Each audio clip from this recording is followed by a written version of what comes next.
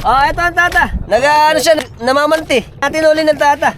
Kasi daw tumirik tumirik yung karburador Ayan po, ang aming mga huli. Sariwa. Ito.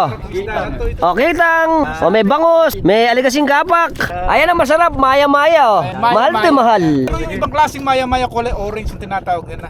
Sa bayan ng Mindoro, ang tawag dito ay tandain. Tandain. Alam mo kung bakit tandain? Bakit? Marka po siya, ito mo yan. Kaya tandain Pero yun. po dito sa Bulacan, maya-maya. Maya-maya. Bakit ba maya-maya? Maya-maya ang tawag Oh. Hindi naman mukhang ibon. Ito po, ang kapak. Malapaw. Hindi pala. Sumalapaw, mas lumalaki na to, ganito kalaki. Kala ko para kasing aligasin karang kapak, pero hindi pala. Pino, ano yan? Pino nga naman yung kalasis, parang kat-kat. Very good. Ayan ang ating expert na pag-amal tata. Ayan, kitang. Ayun. Sarap lahat ng pangatin. Delicious.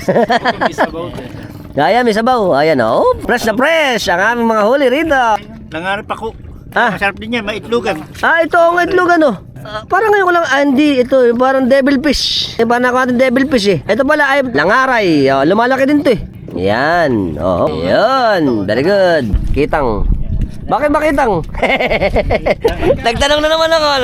Siyempre, papasalamat tayo sa tata. M. Ramos. Pamarawan.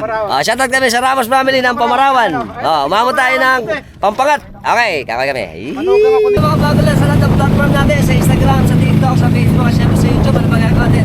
Subscribe na kayo, notification bell para sa mga update na